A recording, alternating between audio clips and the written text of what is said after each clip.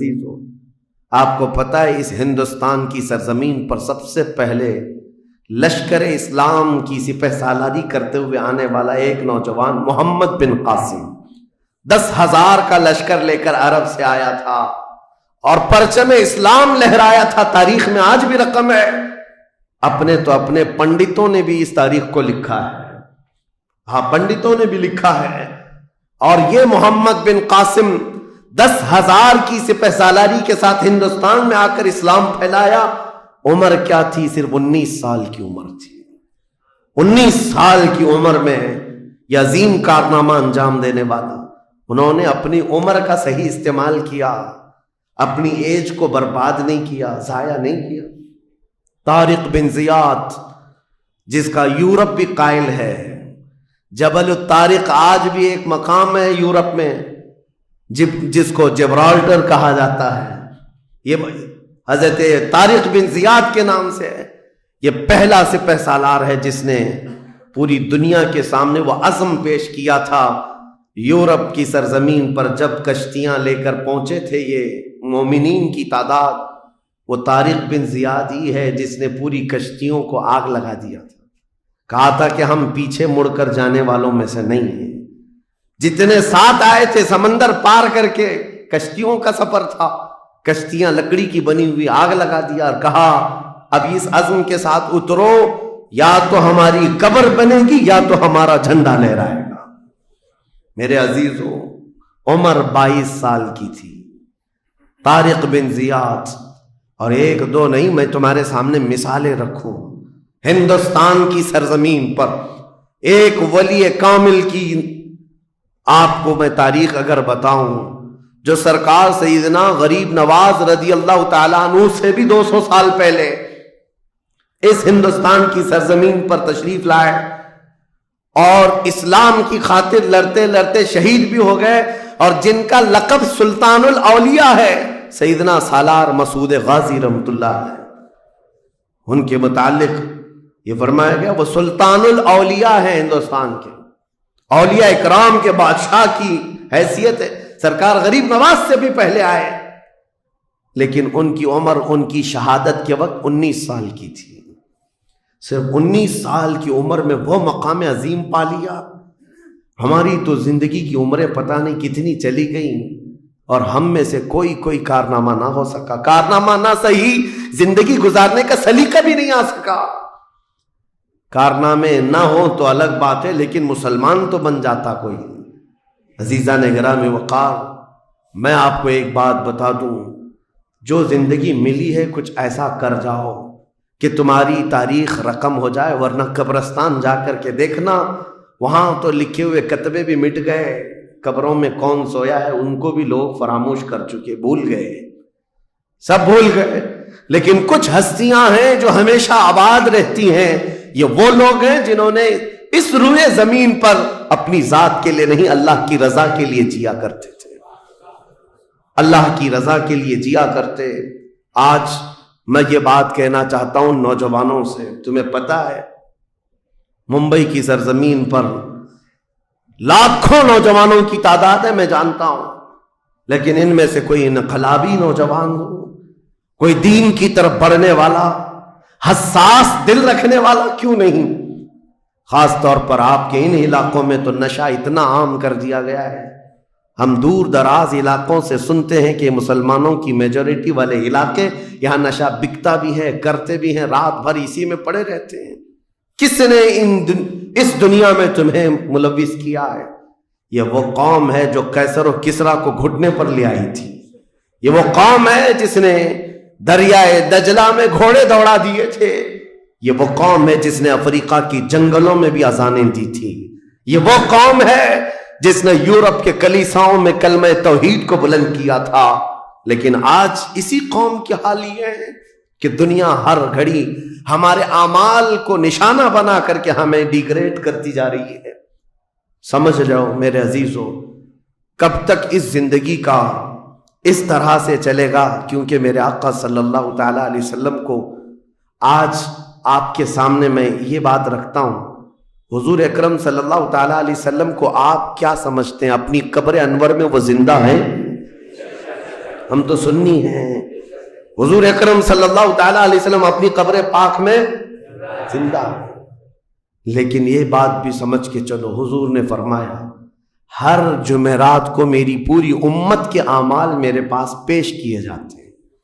تم میں سے، ہم میں سے، سب کے اعمال ہر جمعرات کو حضور کے پاس فرشتے سناتے ہیں، فلاں بن فلاں نے ہفتہ بھر یہ کام کیا ہے.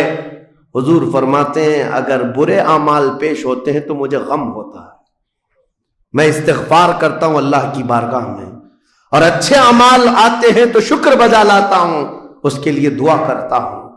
عزیزان گرامی وقار، کبھی پلٹ کر کے زندگی میں دیکھنا کتنے جمعرات ایسی چلی گئی ہوں گی جس میں ہمارے کون سے اعمال فرشتے لے جا کر کے سنا رہے ہوں گے. حضور اکرم صلی اللہ تعالی علیہ وسلم کی بارگاہ میں جب ہمارے اعمال یہ کہہ کر سنائے جائیں آقا آپ کا فلاں امتی بے خبر ہے، نہ نماز پڑھتا ہے، نہ ہی آپ پر درود پڑھتا ہے، نہ ہی وہ کبھی نیکیوں کی طرف آتا ہے، وہ تو گانوں کی دھن پر جی رہا ہے. صبح اٹھتا ہے، شام ہوتی ہے تو اس کو تو فلموں کے نغمے یاد ہیں، آپ کا کوئی قول یاد نہیں. بتاؤ میرے آقا صلی اللہ تعالی علیہ وسلم کو فرشتے جب ہمارے متعلق یہ خبر دے رہے ہو، کیا حضور پاک صلی اللہ تعالی علیہ وسلم کو اس بات کا قلق نہیں ہوتا؟ یہ وہ امت ہے جس کے لیے میں رات رات بھر کھڑے ہو کر دعا کرتا تھا، آج ہم کو فراموش کی ہوئی ہے. زندگی گزارنے کا مقصد سمجھ جاؤ میرے عزیزو. اسی لیے میں آپ کو کہتا ہوں کہ زندگی یہ نہیں ہے. حضور تاج الشریعہ رحمت اللہ علیہ نے فرمایا زندگی یہ نہیں ہے کسی کی کسی کے لیے، زندگی ہے نبی کی نبی کے لیے.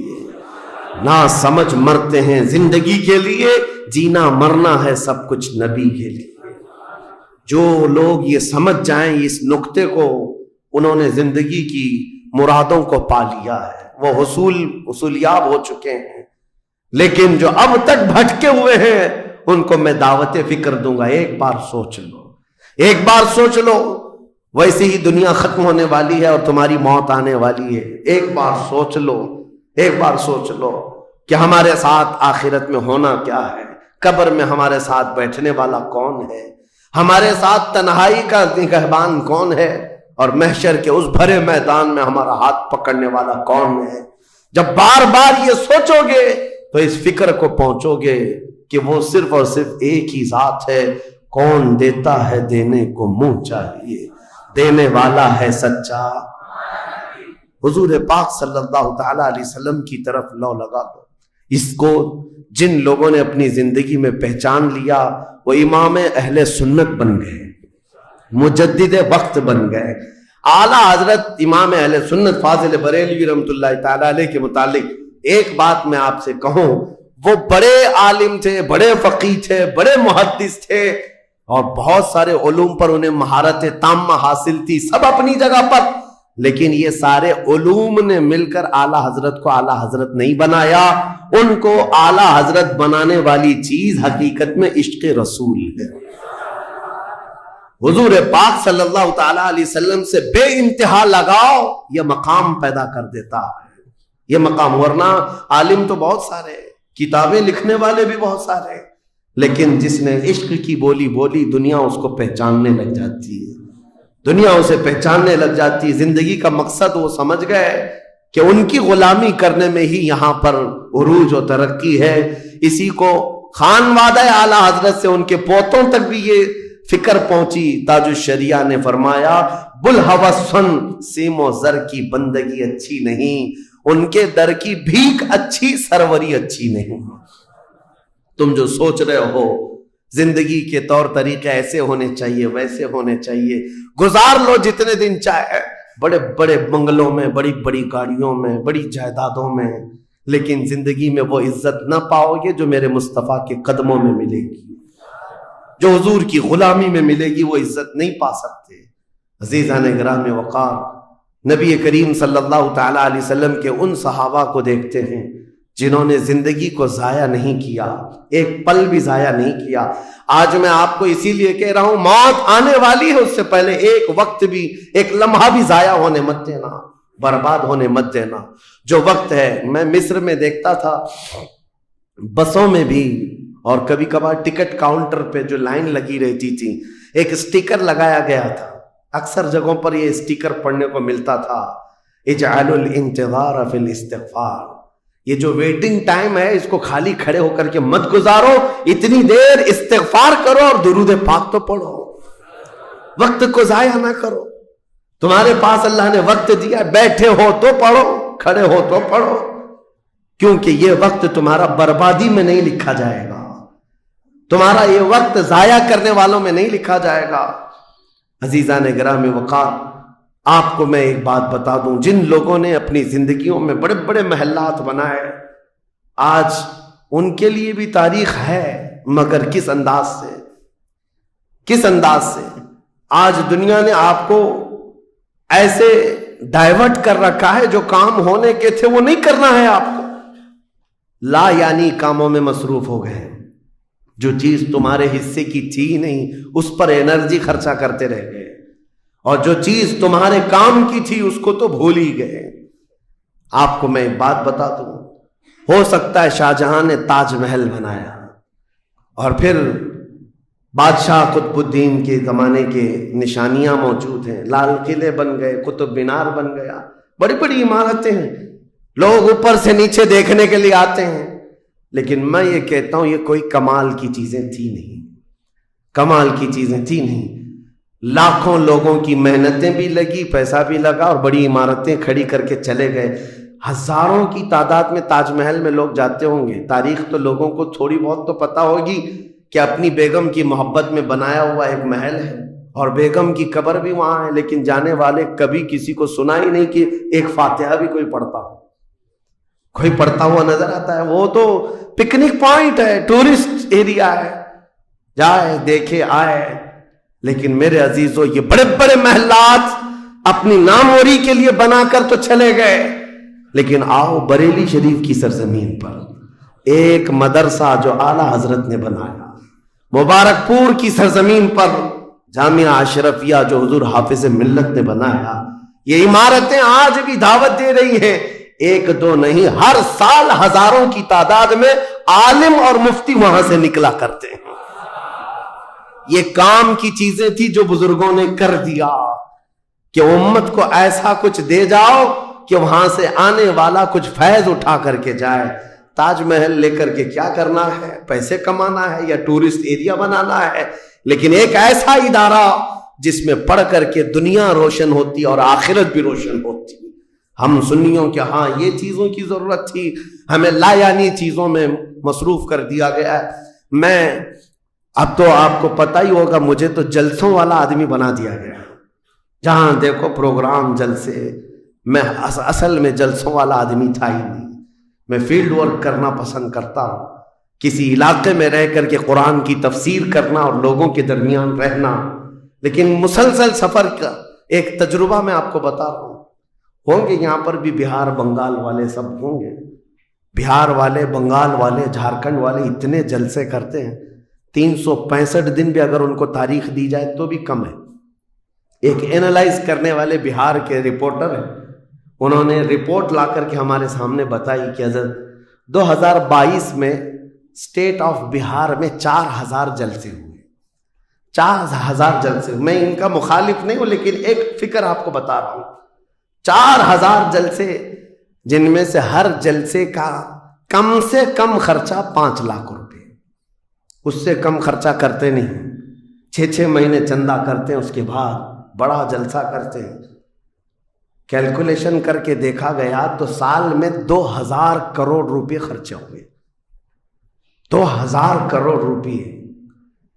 میرے عزیزوں، ٹھیک ہے یہ سب اپنی جگہ پر، لیکن پورے اسٹیٹ پر گھوم کر کے دیکھیں تو مسلمانوں کے نام کی ایک یونیورسٹی بھی نہیں ہے، کوئی ایک بڑا ادارہ نہیں قائم کر سکے۔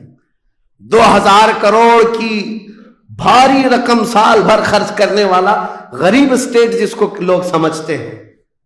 میرے عزیزوں، میں یہ بات اس لیے عرض کر رہا ہوں، جن چیزوں میں تمہارا ذہن الجھ گیا یہ وہ تمہارے کام کی نہیں تھی۔ اعلیٰ حضرت نے بہت پہلے فرمایا تھا، یہ دنیا کا حال یہ ہے، شہد دکھائے زہر پلائے۔ یہاں پر چکا چوند دکھنے والی چیزیں وہ تمہارے حق کی نہیں ہے۔ اور ممبئی والے کیا کرتے ہیں؟ وہ تو بہار والے جلسوں میں ہیں، ممبئی والے کھچڑا کمپٹیشن کرتے ہیں۔ ہاں، اس محلے میں 51 دیگ بنی ہے تو ہمارے ہاں 60 دیگ بنے گی، 70 دیگ بنے گی۔ اور کھاتا کون ہے؟ جو پہلے سے کھائے ہوئے لوگ ہیں۔ دن بھر 5 ٹائم کھانے والے لوگ ہی کھچڑا کھا رہے ہیں۔ ثواب تو ان کے لیے تھا اس غریب کو کھلانے پر جس کے گھر میں ایک روٹی ہے تو دوسری روٹی نہیں ہے۔ کھلانا بالکل ثواب ہے، حدیثوں میں ملتا ہے، کھلانے سے بڑھ کر کے ثواب نہیں ہے، پہنانے سے بڑھ کر۔ سرکار غوث پاک کا یہ فرمان بھی ہے، میں نے ساری نیکیوں کو الٹ پلٹ کر کے دیکھ لیا، رحمان کو 2 نیکیاں سب سے زیادہ پسند ہیں، ایک بھوکوں کو کھلانا، ننگوں کو پہنانا، یہ 2 چیزیں۔ لیکن یہاں پر کن لوگوں کو کھلایا جا رہا ہے؟ ہم ہی لوگ تو کھاتے ہیں۔ ہمارے گھر میں بھی کھانا بن رہا تھا، ایک دن سڑک پہ بنا لیا، انٹرٹینمنٹ کر رہے ہیں۔ اور اس پر آپ یہ نہ سمجھیں کہ میں ان تمام چیزوں کا مخالف ہوں، کرو جتنی حیثیت ہے اتنی کرو، لیکن یہ نہیں ہے کہ ہمارا سارا کا سارا دار و مدار اسی پر ہے۔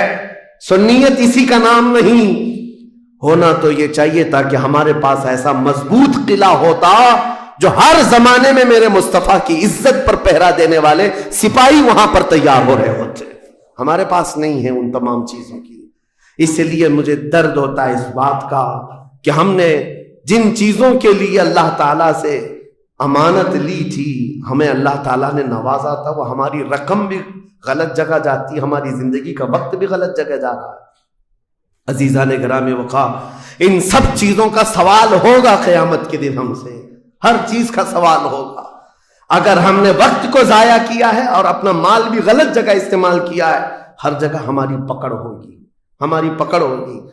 1 ہفتہ قبل میں نے سنا، ہمارے چاہنے والے ہیں عزیز، انہوں نے کہا ایک درگاہ پہ گئے تھے، سنا ہے ایک بہت بڑے سیٹھ ہیں، وہ 2.25 کروڑ کا صرف دروازہ بنا رہے ہیں اللہ کے ولیوں کے آستانوں پر۔ میرے عزیزو، یہ اللہ کے وہ ولی ہیں، نہ تمہارے دروازے کے محتاج ہیں، نہ تمہاری چادر کے محتاج۔ ان کے انتقال کے بعد جو ان کو اللہ نے مقامات دیے وہ تم نہیں پہنچا سکتے، وہ تو اللہ تعالیٰ کے رحمت میں ہے، جنہیں اللہ تعالیٰ جنت کے جوڑے پہنا چکا ہو، جن کے لیے جنت کی ہوائیں چل رہی ہوں۔ ان اولیاء کے مشن کو زندہ کرنا حقیقت میں ایصال ثواب، ان کے لیے سب سے بڑی نظر و نیاز یہی ہے۔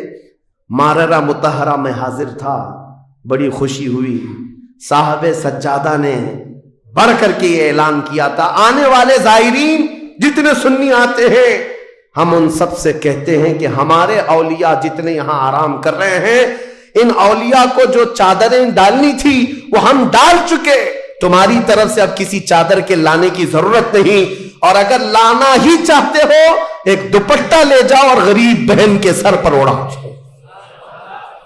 یہ پیغامات تھے خانقاہوں کے، حقیقت میں یہی امت کا کام ہے۔ عزیزان گرامی وقار، لا یعنی کاموں میں پڑھ کر کے ہمارا وقت جو برباد ہوا اس کی تلافی مشکل ہے، بہت مشکل ہے۔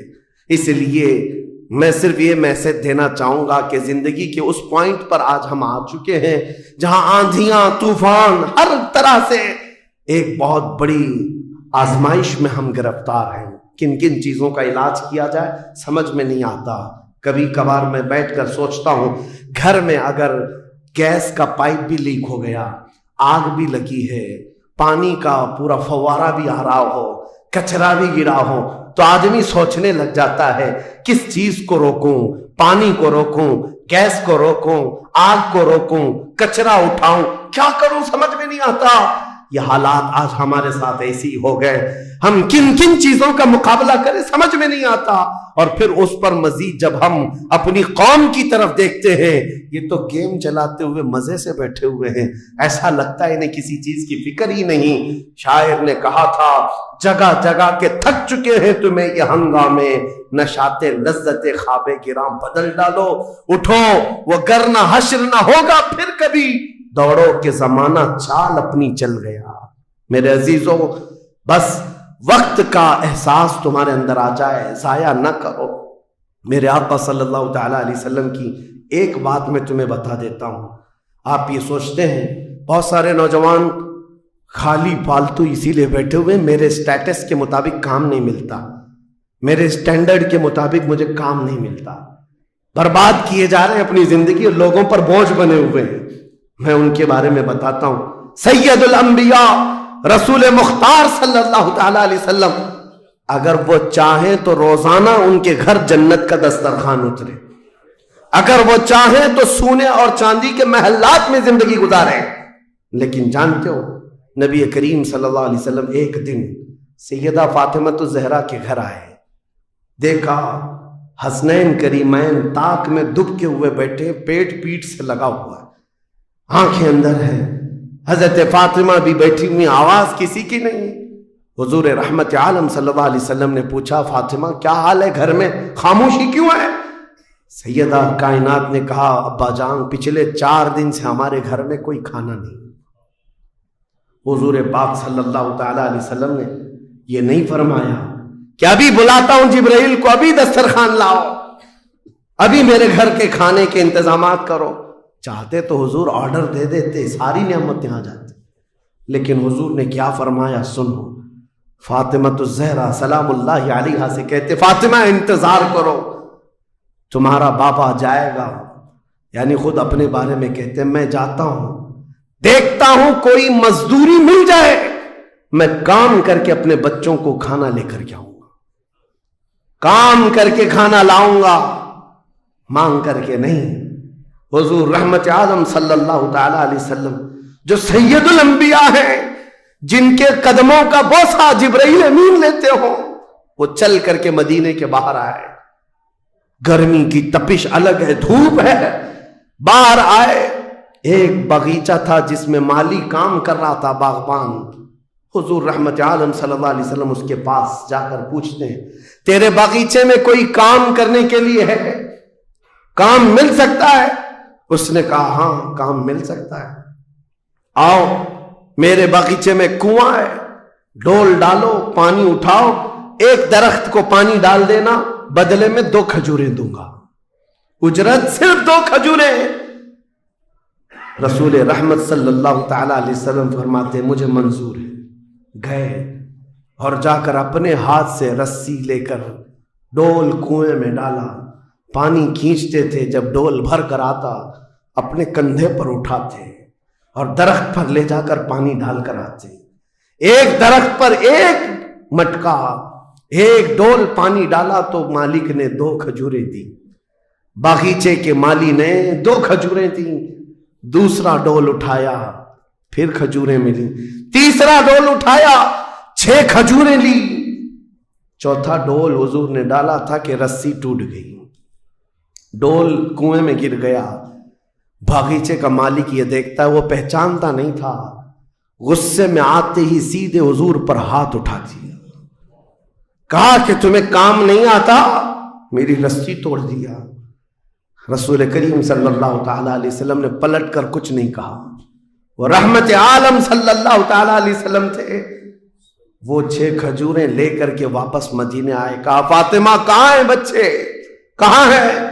یہی 6 کھجوریں حضور نے لا کر اپنے منہ سے چبا کر ان بچوں کے منہ میں ڈالا اور کہا آج تک روئے زمین پر کوئی نبی ایسا نہیں آیا، 1,24,000 کم و بیش نبیوں میں ہر نبی نے اپنے ہاتھوں کی کمائی کھائی ہے، اپنے عمل کی کمائی کھائی ہے۔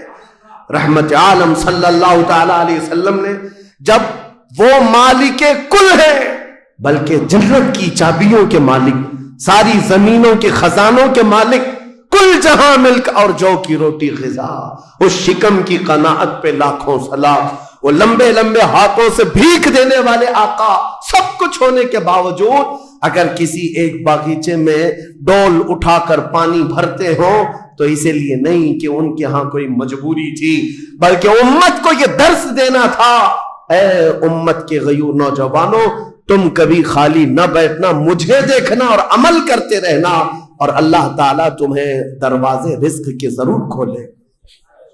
خالی بیٹھے ہوئے وقت برباد کرنے والے لوگوں کو میں اکثر یہ بات سناتا ہوں، اے میرے عزیزوں، مسلمان محلوں میں جہاں سے بھی گزرو حال یہی ہے، رات کو 4 بجے تک ان کے ہاں روشنیاں کس بات کے لیے؟ میاں کیا فکر ہو رہی ہے؟ کس بات کی یہاں میٹنگ چل رہی ہے؟ چرچے کس بات کے؟ امت کی تباہی کے چرچے کس بات کے؟ گپیں لگ رہی ہوتی ہیں، کچھ نہیں۔ ان دوسری قوموں کو دیکھو جو فجر سے پہلے اٹھ کر کاموں پر بھاگ جاتی ہیں، سورج ڈوبنے سے پہلے وہ گھروں پر آ جاتے ہیں۔ آج تمہارے اخلاق و کردار کسی اور نے لے لی، اڈاپٹ کر لیے، اور تم کو لوگوں کو ایسا چھوڑ دیا گیا بے قائد کے، بے قیادت کے۔ بہرحال میرے عزیزوں، بدلنا چاہیں تو آج بھی ہم بدل سکتے ہیں، صرف ایک نکتہ ہے بدلنے کے لیے، ایک نکتہ ہے۔ میری باتیں چھوڑ دو، مقررین کو سنتے ہو سکتا ہے لوگ یہ کہتے ہیں مولانا لوگ ایسا بولتے ہیں ویسا بولتے ہیں، تمہاری فکریں سب اپنی جگہ پر۔ میرے عزیزوں، میں تو بہت نکما آدمی ہوں، میں تو ایک چھوٹا طالب علم بھی نہیں ہوں، جہالت میرے اندر بھی ہے، لیکن میں آپ کو یہ کہنا چاہتا ہوں، اگر دل کے اندر ہلچل مچ سکتی ہے، انقلاب لانے کی فکر آ سکتی ہے، تو ادھر ادھر کی باتیں چھوڑو، آمنہ کے لال کی طرف دیکھو، حضور اکرم صلی اللہ تعالی علیہ وسلم کی طرف تمہارا دل متوجہ ہو گیا تو میں کہتا ہوں تمہاری دھڑکنیں تیز ہو جائیں گی، تم بدل لو گے اپنی زندگی کو، اور اس کے بعد ایک دن آئے گا پھر تم یہ پکار کر کہو گے جو بریلی والے نے کہا تھا، یا رسول اللہ دہن میں زبان تمہارے لیے، بدن میں ہے جان تمہارے لیے، ہم آئے یہاں تمہارے لیے، اٹھے بھی وہاں حضور کے لیے۔ جینے کا سلیقہ مل جائے گا، لیکن شرط صرف اتنی ہے، آج سے ایک وظیفہ دے کر کے جا رہا ہوں، جمعہ کو، پہلے بھی میں نے ایک بار کہا تھا، جب بھی جمعہ آئے گھر پر اب جاتے ہیں، گھروں میں اچھا کھانا بنتا ہے، میرے عزیزو اپنے بچوں کو لے لو، بیٹھ جاؤ دسترخوان پر، لیکن گھر میں یہ قانون لگا دینا، بیوی بھی بیٹھے، ماں بھی بیٹھے، بہن بھی بیٹھے، بچے بھی بیٹھے، جس کے گھر میں جتنے لوگ ہو دسترخوان پر بیٹھے، اس وقت تک ہم لقمہ نہیں اٹھائیں گے جب تک 100 مرتبہ میرے مصطفیٰ پر درود نہ پڑھ لیں۔ حضور صلی اللہ تعالی علیہ وسلم کو یاد کرنے کا ماحول گھروں میں آ جائے، پھر دیکھنا زندگی کی بہاریں تم اپنی زندگی میں دیکھ لو گے۔ ہر گلی میں انشاءاللہ العزیز یہ ماحول بن جائے، پھر کوئی باہر سے آیا ہوا اجنبی تمہارے محلہ میں آ کر کہے گا یہ ممبئی کا محلہ نہیں، مدینے کی گلی نظر آتی ہے، یہاں سے خوشبوئیں مصطفیٰ نظر آتی ہے۔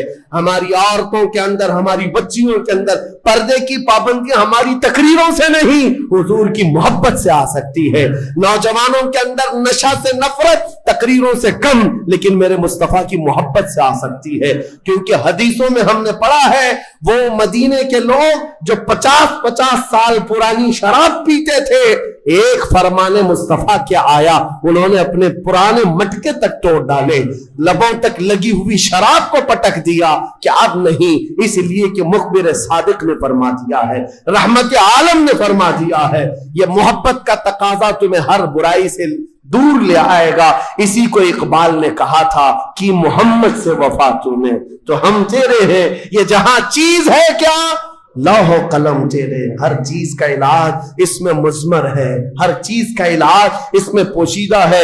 سچ کہا کرتے تھے بچپن میں جو شاعر ہم سنتے آتے تھے، ہر درد کی دوا ہے صلی علی محمد، تعویذ ہر بلا ہے صلی علی محمد۔ حضور کا نام پاک ہر درد کے لیے دوا بھی ہے، شفا بھی ہے، اور بیماریوں سے چھٹکارے کے لیے کنسنٹریشن، ایک جگہ توجہ مرکوز کر لو۔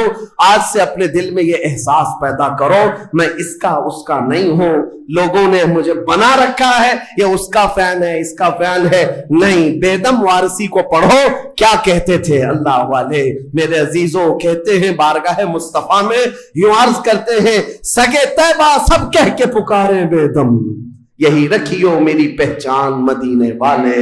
یہ دعا کرتے تھے بیدم وارسی کہ اے اللہ کے نبی، اے مدینے کے تاجدار، ساری دنیا مجھے میرے باپ کے نام سے نہیں، مدینے کا کتا کہہ کر کے پہچانا کرے، اپنی پہچان یہ بنا لیا کہ دنیا مجھے دیکھے تو آپ کے نام سے جوڑ کر کے دیکھے، یہ ان کا غلام ہے، یہ ان کا غلام ہے۔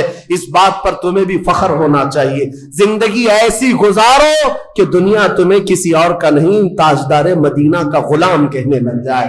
لیکن لوگوں کو آج تکلیف ہوتی ہے، تم تو اپنا سب کچھ بدلنے لگ گئے، داڑھی بھی نکال دو، ٹوپی بھی نکال دو، سیکولر بن کر کے گھومو تاکہ کوئی پہچان نہ پائے، تم خود پہچان نکالنا چاہتے ہو۔ میرے عزیزو، فخر کے ساتھ میں کہتا ہوں، آج ظالموں کو چوٹی رکھنے میں شرم نہیں آتی تو تمہیں حضور کی داڑھی رکھنے میں کیا شرم آئے گی؟ فخر سے کہو دنیا میں میری داڑھی میری ٹوپی یہ میرا عمل نہیں ہے۔ دنیا اگر ننگا گھومنے پر فخر کرتی ہے تو میں آمنہ کے لال کے اخلاق پر فخر کرتا ہوں۔ فخر ہونا چاہیے کہ نہیں ہونا چاہیے؟ زندگی گزارنے کے طور طریقے یہ ہیں، ہم بہت جلدی حضور کے پاس جانے والے ہیں، بہت جلدی قبروں میں ان کی زیارت کرنے والے ہیں، بہت جلدی ہماری آنکھیں بند ہوں گی اور قبر میں لے جایا جائے گا اور وہاں پر حضور کا دیدار ہونا ہے۔ عقیدہ ہے یا نہیں؟ حضور کا دیدار ہونا ہے۔ تو میرے عزیزو، آج جمعہ کے لیے آتے ہو تو کپڑے بدل کے آ جاتے ہو، عطر لگا کے آ جاتے ہو، سرما لگا کے آتے ہو۔